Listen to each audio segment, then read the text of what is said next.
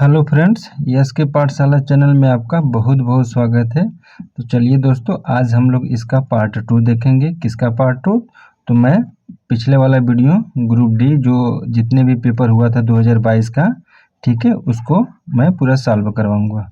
ठीक है, जब तक आपका एग्ज़ाम नहीं होता ये सीरीज चलता रहेगा। ठीक है, तो आप लोग पूरे कंसेप्ट समझने के लिए अब तक वीडियो में लास्ट तक बने रहिएगा। कल वाला वीडियो जो बच्चे नए हैं जान लें, कल वाले वीडियो में मैंने पार्ट 1 अपलोड कर दिया था, आज ये पार्ट 2 होगा। ठीक है, और कल वाले वीडियो में 1-2 क्वेश्चन छूट गया था और उसको हम लोग देख लेंगे।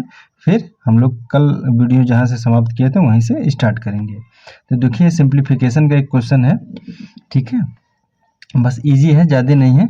देखिए, इसको क्या करेंगे, इसका रूट लेंगे तो जानते हैं आप 9 का स्क्वायर कितना होता है, 81 होगा। लेकिन यहीं पे पॉइंट लगा देंगे तो 0.2 अंक पर लगेगा। तो इसका आंसर कितना आ जाएगा? 0.9। इसको सॉल्व करेंगे तो 0.9 आ जाएगा।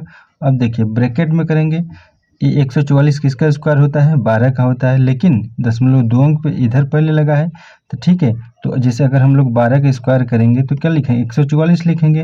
लेकिन वहीं अगर दशमलव लगा देंगे तो दशमलव कितने 4 अंक पर लगेगा, तो 1 2 3 4 1 0 यहाँ लगा के लगाएंगे, तो वही किया है वो। तो इसका आंसर क्या आएगा? 0.1 और 2 प्लस में। अब देखिए यहाँ पर क्या है, ये दोनों का डिवाइड है। अब देखिए 0.4 में अगर 0.5 का हम लोग डिवाइड करेंगे तो ये कट जाएगा, और ये कितना है? 5 बटे 40, 0.8 आ जाएगा। ठीक है, देखिए यहाँ पर अब कितना कितना आया? 0.12, और यहाँ पर कितना आ गया? 0.8। ठीक है, अब इसको हम लोग क्या करेंगे? ऐड करेंगे। जब इसको ऐड करेंगे तो कितना बन जाएगा? 0.92। ठीक है, 0.92 बन गया। यानी इसका यहाँ से यहाँ तक अगर हम सब लोग सॉल्व करेंगे तो कितना बचेगा? 0.92। देखिए, अब क्वेश्चन फाइनली क्या बचेगा? 0.6 प्लस, अब देखिए यहाँ पर 0.9 था तो ब्रैकेट अगर हम लोग क्लोज करेंगे तो क्या आ जाएगा? 0.9, और यहाँ पर क्या बच जाएगा? माइनस में 0.92 बच जाएगा। ठीक है, अब देखिए इसको हम लोग क्या करेंगे? घटाएंगे। जब इसको हम लोग घटाएंगे 0.9 तो क्या बचेगा? पॉइंट बच जाएगा। और देखिए 9 से 9 का 0 यानी 0.2। इसको अगर सॉल्व करेंगे तो हम लोग को क्या बचेगा? 0.02 बच जाएगा। ठीक है, ये माइनस में बचेगा, ध्यान रखिएगा, क्योंकि ये बड़ा है तो माइनस में बचेगा। अब इसको हम फाइनली यहाँ से इसको हम घटाएंगे, यानी 0.60 में से 0.02 हम लोग माइनस कर देंगे तो वहीं बच जाएगा क्या? यहाँ 8 बच जाएगा, यहाँ 5 बच जाएगा, यानी 0.58। ये आपका आंसर हो जाएगा। ठीक है, यानी ऑप्शन नंबर 3 इस क्वेश्चन का सही जवाब होगा। ठीक है, थोड़ा सा ध्यान से सॉल्व करिएगा, अगर प्लस माइनस गड़बड़ा है तो गड़बड़ा जाएगा। चलिए ठीक है, अब नेक्स्ट क्वेश्चन हम लोग देखेंगे। देखिए, इनमें से क्या पूछा? इनमें से कौन सा द्विघात समीकरण है? ठीक है, तो द्विघात समीकरण आप जानते हैं कि जो चर राशि होती है, ठीक है, जो चर रहती है उसका मैक्सिमम पावर कितना होना चाहिए? 2, तभी तो ये क्या होता है? द्विघात समीकरण होता है। देखिए इसमें है कहीं पावर 2, तो ये नहीं होगा। ठीक है, अब देखिए इसमें इसमें ये दिख रहा है x की पावर 2। ठीक है, और यहाँ पर देखिए पावर मैक्सिमम पावर कितना होगा? 3, तो ये भी नहीं होगा। और यहाँ पर 1/2 है, यानी x का अगर 1/2 करेंगे तो ये रूट में चला जाएगा, रूट x, यानी ऑप्शन नंबर बी। इसी में एक ही में देख रहा है मैक्सिमम पावर 2, इसमें है नहीं, इसमें भी, इसमें रूट में है, इसमें मैक्सिमम पावर 3 है। तो ये फाइनली आंसर क्या हो जाएगा? Option number B. ठीक है, इस क्वेश्चन का सही जवाब होगा। चलिए अब हम लोग नेक्स्ट देखते हैं। ये पिछले वाली वीडियो में 2 क्वेश्चन छूट गया था। ठीक है, अब हम लोग आगे का क्वेश्चन सॉल्व करेंगे। आइए देखते हैं उसको। देखिए ये क्वेश्चन क्या कर रहा है? ABCD एक क्या है? प्रदर्शित के अनुसार एक समांतर चतुर्भुज है। ठीक है, समांतर चतुर्भुज है जिसके 2 वक्र AC और BD O पर प्रतिच्छेदित करते हैं, तथा OA बराबर कितना दिया है? x+3, और OB बराबर इतना, और OC बराबर इतना, OD बराबर 3y। तो किसका मान पूछा है? x का मान। देखिए, अगर कोई समांतर चतुर्भुज है, 2 चतुर्भुज होता है, एक समांतर चतुर्भुज एक समचतुर्भुज। तो समांतर चतुर्भुज में क्या होता है? दोनों ये बराबर इसके अगर कट करते, विकर्ण बराबर नहीं होंगे, बट ये मिड पॉइंट पे ही एक दूसरे को कट करते हैं। यहीं अगर समचतुर्भुज हो जाता तो एक कट करते हैं, बट अगर ये समचतुर्भुज हो जाता तो कट करते हैं, बट कितना, एक मिनट, ये कितने डिग्री के यहाँ पर ये ऐसे अगर कट करते तो बराबर होता, बट 90 डिग्री पर समद्विभाजित करते हैं। किसमें? समचतुर्भुज में। लेकिन यहाँ पर समांतर चतुर्भुज दिया है, तो समांतर चतुर्भुज एक दूसरे को जो विकर्ण होते हैं एक दूसरे को बस समद्विभाजित करते हैं, 90 डिग्री पर नहीं, 90 डिग्री समचतुर्भुज में करते हैं। ठीक है, तो हम लोग को x का मान पूछा, यानी a बराबर a दिया है, यानी 3y बराबर क्या दिया है, y प्लस 2 दिया है। तो 3e इधर चले आएगा तो कितना हो जाएगा, 2y बराबर 2, तो y बराबर 1 हो जाएगा। ठीक है, y बराबर 1 हो गया। और देखिए इसका a बराबर और a बराबर इसके हो जाएगा, a बराबर इसके हो जाएगा, तो क्या हो जाएगा, x plus 3 equal to 2x plus में y का मान कितना है 1 ना, तो x का अगर इधर आ जाएगा तो x बराबर ये उधर जाएगा, कितना हो जाएगा 3 माइनस 1, यानी x बराबर कितना आ जाएगा 2। यही आपका फाइनली आंसर हो जाएगा। ठीक है, चलिए हम लोग नेक्स्ट क्वेश्चन देखते हैं। देखिए क्वेश्चन क्या कर रहा है, त्रिभुज ABC में कोण A बराबर 40 है, कोण B बराबर 70 है, तो बहिष्कोण A का मान पूछा है। तो ध्यान से देखिएगा, अगर मैं एक फिगर ड्रा कर लेता हूँ, ये त्रिभुज मैंने बनाया कोण A, कोण B एंड कोण C। बोला है कोण B बराबर 70 डिग्री और कोण A बराबर 40 डिग्री। तो पूछा है क्या, इसका बहिष्कोण ये पूछा है, इस एंगल का मान पूछा है। तो हम लोगों को पता होगा कि किसी रैखिक समीकरण, या सॉरी रैखिक नहीं, कि जो लाइन एंगल होती है, यानी ये पूरे कितने अंश का कोण बनाती है, तो 180 डिग्री का। ठीक है, तो यहाँ से यहाँ तक ये पूरे कितना कोण बनेगा, 180 डिग्री का। जब ई इतना 40 है तो ई कितना हो जाएगा 140। टोटल सम कितना होना चाहिए, 180 होना चाहिए। ठीक है, चलिए, यानी ऑप्शन नंबर ए इसका सही जवाब है। इसका एक और मेथड है, देखिए 7 4 11 110, ये पूरा हो गया, तो ये कोण कितना हो जाएगा 70 डिग्री। ठीक है, ये 70 डिग्री हो गया। अब इन दोनों का सम ये बहिष्कोण के बराबर होता है, तो 70 70 140, ऐसे भी आप लगा सकते हैं, इन दोनों के सम के बराबर ही होता है। ठीक है, चलिए नेक्स्ट क्वेश्चन देखते हैं। देखिए क्वेश्चन क्या कर रहा है, यदि किसी वस्तु का क्रय मूल्य 2500 रुपये है, उसका बिक्री मूल्य 2375 है, तो प्रतिशत हानि, यानी 2500 में खरीद के इतने में बेचा, तो हानि कितने का हुआ, 125 रुपये का हानि हुआ। 125 रुपये का हानि हुआ, किस पे हुआ, 2500 पे। प्रॉफिट या लॉस हमेशा CP पे निकलता है, तो 100 पे कितना हो जाएगा, ये 2 जीरो कट जाएगा, 25 से कम 25, 25 पंजे 125, यानी 5% की लॉस हो जाएगी। ठीक है, आइए अगला क्वेश्चन देखेंगे। यह है एक एवरेज का क्वेश्चन है, यदि क्रम में व्यवस्थित 11 संख्या का औसत 41 दिया है, तो हम लोग लिख लेंगे 11 संख्या को एवरेज कितना दिया है 41, तो इनका सम कितना हो जाएगा, सम मतलब योग कितना हो जाएगा, 11 चौक 44 के 4, 1 11 एक कम 11, 1 मिनट 11, हाँ 41 है, 14 नहीं है, 41 है। ठीक है, तो 11 एक कम 11 के 1 हाथ में आया 1, और 11 चौक 44 है 45, यानी 451 हो जाएगा, 451। इसको फिर से मैं लिखता हूँ, टोटल सम कितना हो गया 451, यानी पहली 5 संख्याओं का औसत 18 दिया है, यानी जो पहली 5 संख्याओं का एवरेज है कितना दिया है 18, तो इनका योग कितना हो जाएगा 18 पचे 90, 18 पचे 90, और अंतिम 5 संख्याओं का योग 64 दिया है, यानी अंतिम 5 संख्याओं का औसत ठीक है, अंतिम 5 संख्या का औसत कितना दिया है 64 दिया है, तो इसका योग कितना हो जाएगा 5 छक 30, 5 चौक 22, यानी 320। तो इस टोटल 10 संख्याओं का सम कितना हो गया, ठीक है, 0 9 2 11 के 1 1 3 1 410, यानी टोटल 10 संख्याओं का औसत कितना हो गया 410, लेकिन 11 संख्याओं का योग कितना है 451, तो हम लोग इसी में से इसको माइनस कर देंगे, तो हमको ये छठी संख्या निकल जाएगी, 1 5 में से गया 4। ठीक है, कितना हो जाएगा 41, यानी इसका सही जवाब होगा ऑप्शन नंबर 2। ठीक है, चलिए नेक्स्ट क्वेश्चन देखेंगे।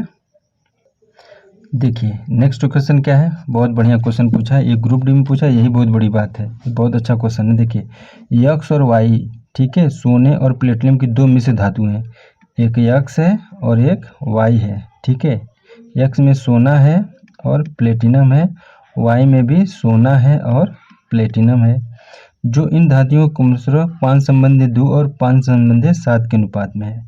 यानी 5:2, ठीक है, और 5:7 के रेशियो में है। यदि हम इन मिश्र धातुओं को समान मात्रा को, ध्यान दे दीजिएगा, समान मात्रा को पिघलाकर एक तीसरी मिश्र धातु जेड बनाते हैं तो जेड में सोने की मात्रा और प्लेटिनम की मात्रा का अनुपात क्या होगा। देखिए समान मात्रा बोला है तो यहाँ कितना है, 5×2 7 यूनिट है, बट यहाँ पर कितना है, 7×5 12 यूनिट है।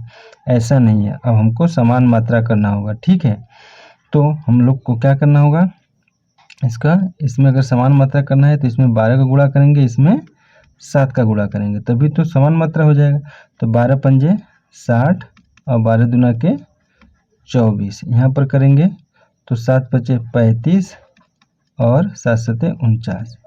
अब देखिए समान मात्रा हो गया है ना, 60 20 80 84 यहाँ हो गया और यहाँ पर भी 84। अब देखिए अब इन दोनों को मिलाना है तो देखिए 60:24 और 35:49। जब मिला देंगे तो रेशियो क्या बन गया, 9 4 13 के 3 और 4 2 6 1 7। देखिए 73 एक ही ऑप्शन है, देखिए 2 ऑप्शन बन रहा है, दोनों में से एक होगा। अब इसको जोड़ लीजिए, 5 और 36 9, यानी 95:73। यही आपका सही जवाब होगा, ठीक है। देखिए एक बार ध्यान से समझ लीजिएगा, ठीक है। चलिए आइए नेक्स्ट क्वेश्चन देखेंगे।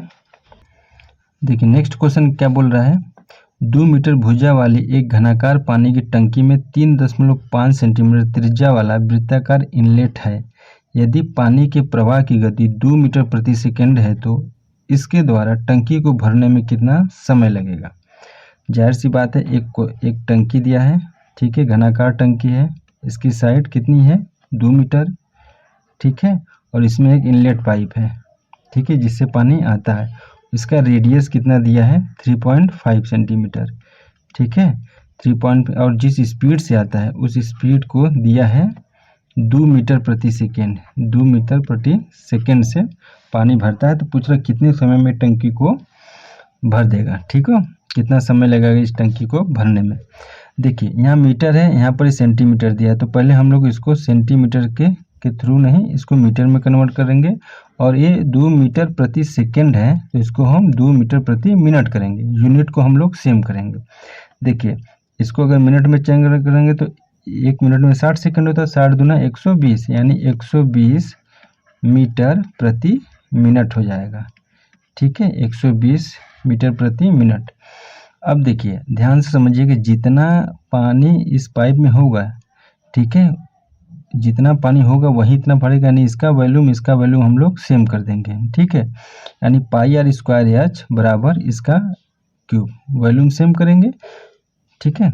देखिए इसका वैल्यूम अगर निकालेंगे, साइड कितना है, 2 मीटर है, तो 2 का क्यूब करेंगे कितना आ जाएगा, 8 मीटर का क्यूब इसका हो गया।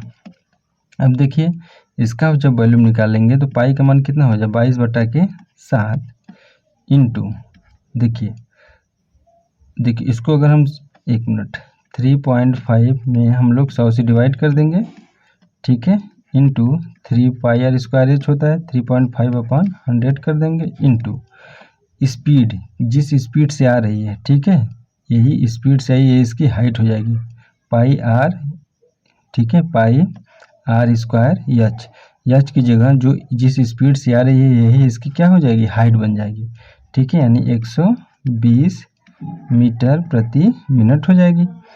अब देखिए इसको जब हम लोग मल्टीप्लाई करेंगे तो आ जाएगा 7, ठीक है, 3.234/7 लीटर प्रति मिनट, ठीक है, यानी 1 मिनट में इतना लीटर पानी ये भरेगा, पाइप 1 मिनट में इतना लीटर पानी भरेगा। हमको भरना कितना है, 8, ठीक है, तो 8 में हम लोग इसी का डिवाइड कर देंगे, 3.234/7, ये ऊपर जाएगा तो क्या हो जाएगा, गुणा हो जाएगा, यानी 8 7 56/3.234। अब इसको डिवाइड कर देंगे तो ऑप्शन नंबर 3 इस क्वेश्चन का सही जवाब होगा, ठीक है।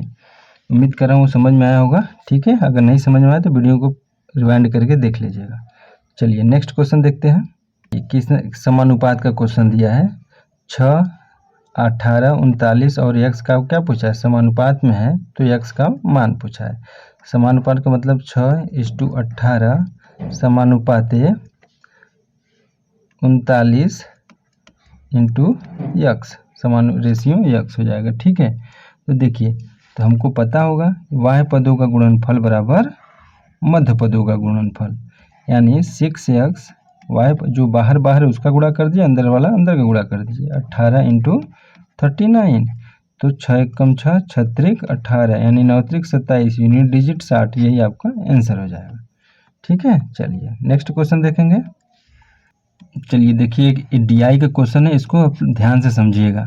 निम्नांकित पाई चार्ट एक वैज्ञानिक कैलकुलेटर, कितना, एक वैज्ञानिक कैलकुलेटर के निर्माण में दिए गए व्यय के प्रतिशत वितरण को दर्शाता है। यानी एक वैज्ञानिक कैलकुलेटर बनाया गया है, उसमें डायरेक्ट लेबर कास्ट कितना है 24%, और उसका डायरेक्ट मटेरियल कॉस्ट है 30%, और एडवर्टाइजमेंट में 10% खर्चा हुआ है, और मैन्युफैक्चर कॉस्ट में 28%, और ट्रांसपोर्ट में 8%, यानी ओवरऑल मिला देंगे तो इसको कितना है 100% आ जाएगा। एक पेन बनाने में इतना इतना खर्चा हुआ है। ठीक है, अब इसी आधार पर एक क्वेश्चन पूछा गया है। ठीक है, अब थोड़ा सा हम लोग नीचे इसको स्क्रॉल करते हैं, फिर देखते हैं क्वेश्चन क्या पूछा है। देखिए, प्रत्यक्ष लागत क्या है, यदि 500 कैलोरी का निर्माण किया जाता है और उन पर प्रत्यक्ष श्रम लागत 1 लाख रुपए, ठीक है, तो कैलकुलेटर का विक्रय मूल्य कितना रखा जाना चाहिए ताकि निर्माता को 44% का लाभ हो। देखिए, उन पर प्रत्यक्ष श्रम लागत, यानी प्रत्यक्ष श्रम लागत डायरेक्ट मटेरियल कॉस्ट कितना दिया है, प्रत्यक्ष श्रम लागत यानी डायरेक्ट लेबर कॉस्ट कितना है 24%। ठीक है, कितना है 24%। अब आइए हम लोग देखते हैं क्वेश्चन को। हम लोग देखें कि डायरेक्ट लेबर कॉस्ट कितना था 24%। ठीक है, इसको हम लोग साइड में लिख देते हैं। देखिए, अगर 500 पेन बनाने में कितना खर्चा आया 1 लाख, यानी 50, ठीक है, 3 2 5, तो एक पेन बनाने में कितना है 5 एकम 5 5 बीसवां 100, यानी 200, यानी एक पेन जब एक कैलकुलेटर बन के तैयार हुआ तो उसका कितना आया 200। ठीक है, लेकिन एक कैलकुलेटर का 200 है, लेकिन ये कितने परसेंट का है 24% का वैल्यू 200 है, यानी 24% का वैल्यू कितना दिया है 200। ठीक है, हमको ओवरऑल कॉस्ट तो निकालनी है, तो 1% का वैल्यू कितना आ जाएगा 200 बटा के 24। अब हम लोग पूरा ओवरऑल देखे थे 100%, तो हम लोग 100% का मान निकालेंगे तो हमको एक कैलकुलेटर का पूरा कास्ट पता हो जाएगा। ठीक है, तो 4 छंग 24, 4 25वां 100, यानी 25 दूना के 500, या इसको काट दीजिए, फिर 2 3 6 और 2 एकम 2, यानी 100, यानी 250, यानी 2500, यानी 2500 बटा के 3, 1% का वैल्यू, अरे सॉरी 100% का वैल्यू इतना आ गया, यानी एक पेन को बनाने में जितना खर्चा लगा था इतना आ गया उसका वैल्यू। अब हमको बेचना है 44% प्रॉफिट पे, यानी अगर 100 का होगा तो हम लोग कितने में बेचेंगे 144 में, लेकिन ये 100 का नहीं है, पड़ा तो हमको इतने का है। ठीक है, इतने का है, तो यानी 100 यूनिट की वैल्यू इतना, तो 144 यूनिट की वैल्यू कितना हो जाएगी। ठीक है, देखिए, अब इसमें 2500 बटा के 100 की वैल्यू इतना है, तो 1 यूनिट की वैल्यू कितना हो जाएगा, इतना बटा के 300 गुणे 144, हमको 144 का मान निकालना है। तो ये 2 जीरो इससे कैंसिल हो जाएगा, 3 एकम 3, 3 चौके 12, 2 और 3 अट्ठे 24। ठीक है, 25 अट्ठे 200 के 0, फिर 20, 25 चौका 100 और 100 20 120। ठीक है, यानी कितना आ जाएगा इसका आंसर 1200। ये आपका ऑप्शन 2 इसका सही जवाब होगा। ठीक है, प्लीज़ इसको थोड़ा सा ध्यान से समझिएगा, क्वेश्चन थोड़ा सा घुमा दिया है बस। चलिए आइए हम लोग अगला क्वेश्चन देखते हैं। देखिए, फिर एक DI का क्वेश्चन है। ठीक है, पाई चार्ट नहीं है, इस बार क्या है टेबल चार्ट दे दिया है। ठीक है, निम्नलिखित चार्ट में 2012 से 2016 तक विभिन्न वर्षों के दौरान एक संगठन के उत्पादन को दर्शाता है। चार्ट का अध्ययन करें और पूछे गए प्रश्न का उत्तर दें। 2015 से 2016 तक उत्पादन में हुई प्रतिशत वृद्धि कितनी थी? यानी 2015 से 2016 तक देखिए 12.6 से 18.9 बन गया, यानी 12, 6, 18, यानी 6.3% की कितने हुई वृद्धि हुई, किस पे? 12.6 पे। ये तो कट ही जाएगा, ठीक है, तो 100 पे कितना हो जाएगा? अब देखिए कितना है, 2 गुना, 2 3 6, 2 6 12, 63 एकम 63, 63 दूना के 126, 2 एकम 2, 50 दूना के 100, ठीक है, यानी ऑप्शन नंबर ए इसका सही जवाब होगा। चलिए नेक्स्ट क्वेश्चन देखेंगे। देखिए ये भी थोड़ा सा ठीक ठाक वाला क्वेश्चन है, पूछा है ग्रुप डी में ऐसा क्वेश्चन पूछ रहा है, मानना पड़ेगा। यदि दो संख्याओं का योग कितना है? 43 है, उनका महत्तम समापवर्तक 43 है, इसमें का योग 430 है और उनका एचसीएफ कितना दिया है? 43। तब निम्नलिखित में से कौन सा वह सही युग्म होगा? देखिए एचसीएफ क्या होता है? जो दोनों में कॉमन हो, ठीक है। अगर मैं ए और बी, ठीक है, और इसका ऐसा लेना है संख्या कि जो सहअभाज्य संख्या हो, तो संख्या क्या हो जाएगी? 43 है और दूसरी संख्या हो जाएगी 43 बी। ऐसी संख्या लेनी चाहिए कि इन दोनों में क्या है? को प्राइम नंबर हो, मतलब सहअभाज्य संख्या हो, कोई कॉमन इसमें नहीं होना चाहिए, ठीक है। तो देखिए अब दोनों का सम पूछ दिया, कितना है? 430, तो इसका सम करेंगे 43, कॉमन लेंगे ए प्लस बी हो जाएगा, मतलब कितना आ जाएगा? 430। तो ए प्लस बी का मान कितना आ जाएगा? 10। अब दोनों संख्याओं का सम कितना होना चाहिए? 10। तो देखिए एक संख्या को हम 1 ले सकते हैं, दूसरा 9, ठीक है, ये पॉसिबल है क्योंकि इन दोनों में कोई कॉमन नहीं है। देखिए 2 और 8 कॉमन हो जाएगा, ये नहीं ले सकते हैं।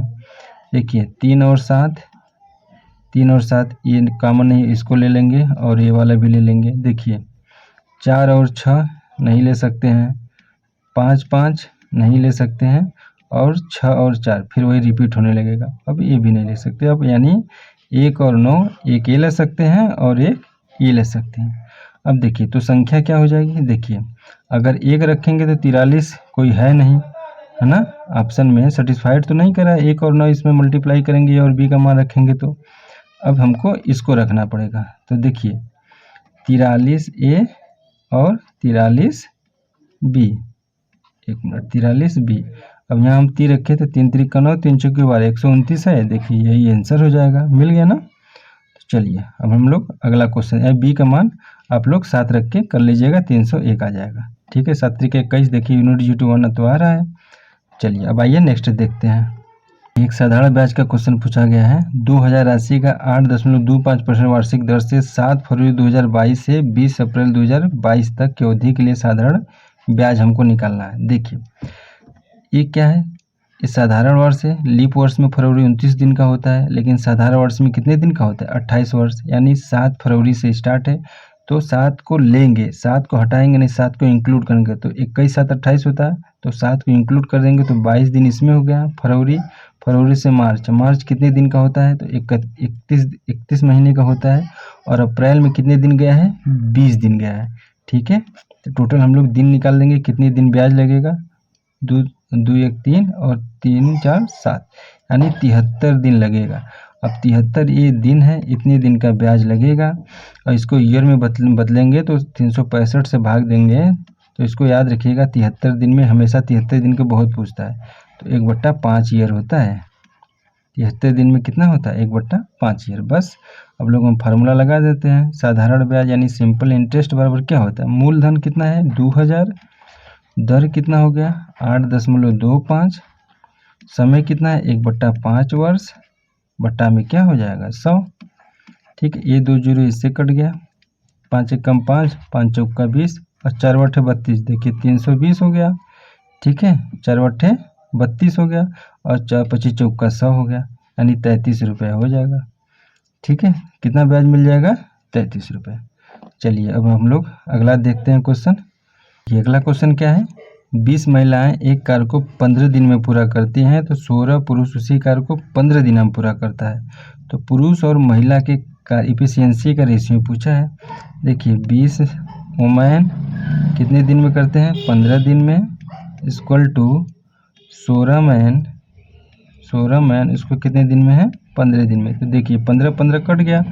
अब देखिए वुमेन अपॉन मैन का रेशियो कितना आ जाएगा, देखिए वुमेन का एफिशिएंसी इसके साथ, मैन का एफिशिएंसी इसके साथ चला जाएगा, ठीक है। तो वुमेन का 20 नहीं है, कितना हो जाएगा 16, और मैन का कितना आ जाएगा 20, कर देंगे 4 चौको 16, 4 पंजे 20। लेकिन पूछा किसका है, पुरुष से महिला का, तो पुरुष का कितना है पहले 5, यानी 5:4। देखिए आ गया ना, कितना ईजी से आंसर।